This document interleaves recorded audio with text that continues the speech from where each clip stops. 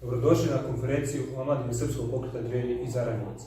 Sada će vam se obratiti Blagoje Grković, student Pravnog fakulteta, na temu komunalnih usluga, konkretno na kupovinu kamiona.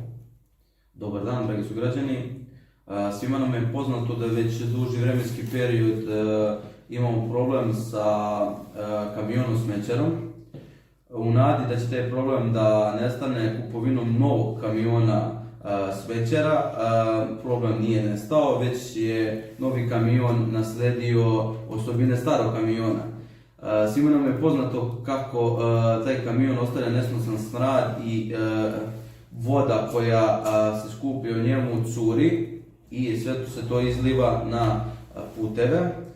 Svi smo sigurno bili prisutni kada građani izlaze iz svojih dvorišta i čiste to, jer ne mogu da izdrže.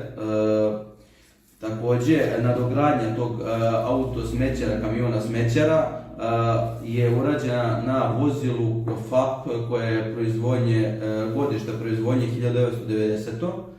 Ta nadogradnja je koštala oko 6.600.000.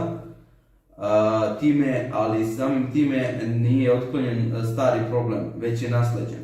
Tako da svi koji iole imamo znanja vezano za internet možemo da izgooglamo na internetu i da nađemo polovne kamione i da vidimo da je to nerealna cena i da prosto bih voleo kao ja omladinac grada Aranđelovca da zamislim da ovaj grad se ne osjeća na smeće i da jednom konačno dobijemo taj novi kamion koji neće to deponovati sve na put.